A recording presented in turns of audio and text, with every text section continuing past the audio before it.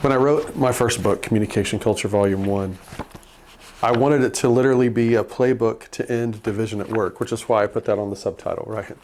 That is what I intended for it to do. And now we're about 3 years later. And what I've discovered is, as I kind of zoomed out over my career, zoomed out over what I'm actually doing in the business, what I found is this is actually the foundational piece of the puzzle of all the things that I try to do for organizations. And in my career in organizational leadership, which began in 1996, I started observing people. I got my first church job in 1996. And I didn't realize what was happening then. I wasn't trying to help people. Let me say that differently. I was just a 19-and-a-half-year-old, recently retired college football player who wanted to help people. That's all that I knew really in life, and that's what I wanted to do with the rest of my life. Now, 30 years later, I'm looking back over the past 3 decades of observing people and then finding solutions to help them do what they do better. And it's causing me to reframe the way that I look at the book and some of the other work that I've done. So that leads me to this graphic behind us. I call it a blueprint, and this is from page 10 of my book.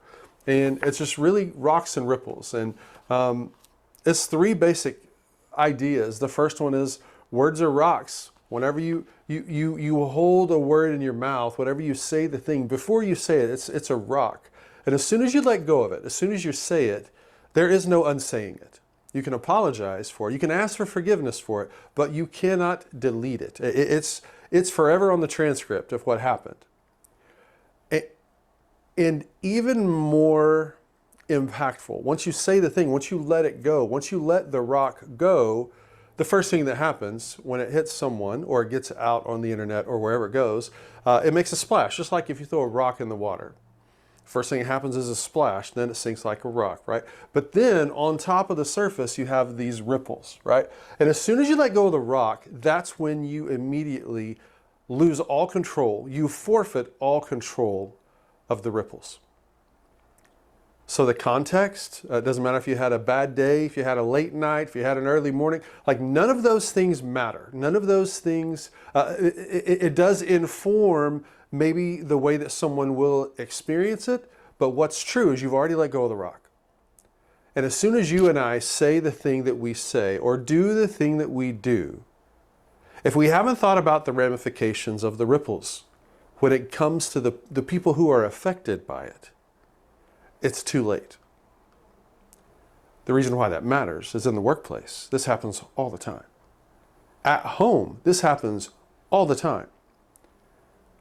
So what I want to do is take something out of your blind spot. I just want you to know as soon as you let go of the rock, you relinquish all control of the ripples. You might say, well, Mike, when can I control the ripples? When you're still holding the rock. When you think the thing through before you actually say the thing, or before you get what I call social media courage and just type whatever you want to type and send the message out into the world. We got to think about the words, the things we're going to say. Think about the way it's going to come across to the person. Not just how we intended it, but how they receive it. Because what's true is your intent matters, but not that much. Because if I get hit with a rock or verbal rock, your intent might lessen the impact, maybe, but also maybe not. So in order for us to think about the ripples before we let go of the rock, we've got to think about it before we actually say the thing, before we actually do the thing. So words are rocks. Reputations ripple. And point 3, impacts last. The ripples spread far beyond your control and affect more people than you ever intended. And 3, impact lasts. Ripples continue long after the movement is gone, shaping trust, morale, and culture. It's no secret why a lot of the organizations in 2026, Q3 of 2026,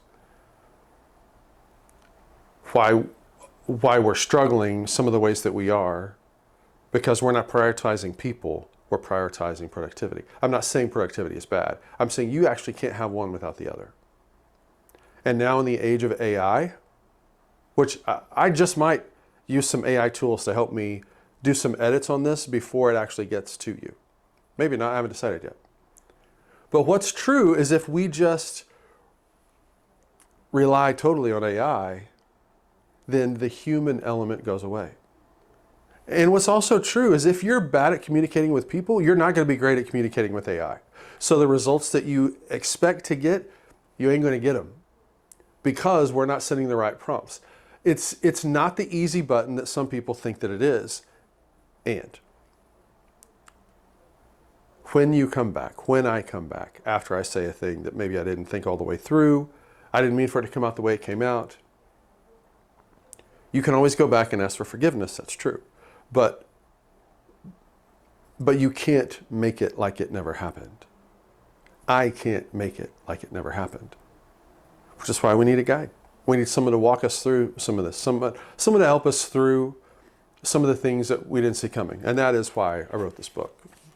It's 46 bite-sized chapters with 40 blind spot alerts because we've all stepped in something we didn't see coming. And it's written on a 6th grade reading level, not to insult anyone's reading, but because I want everyone in every organization to be able to have some common ground conversations about things that are really, really important.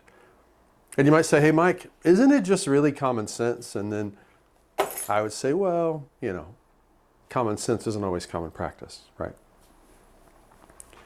So the big idea for today is you control the rock, but you don't control the ripples. As soon as you let go of the rock, the ripples are out of your control. So let me ask you this question. If you could go back in time and have one rock back, have one conversation back, but filter it through this lens, think it through this way, would you do it? I mean, I would do it. For sure I would do it. I don't even agree with the dude in the mirror all the time. Why would I expect you to agree with me or anyone to agree with me, right? I've been married for 26 and a half years, not because my wife always agrees with me. But again, I don't always agree with me either. So I think we just need to shift the perspective just a little. Look at it from a slightly different perspective, a slightly different point of view. And when we prioritize the people, prioritize the relationships over just trying to get the most out of the moment or the most out of the product, then that will change everything. I'd love to hear in your comments. Just leave a message in the comments below. What's one thing that you took from this short video?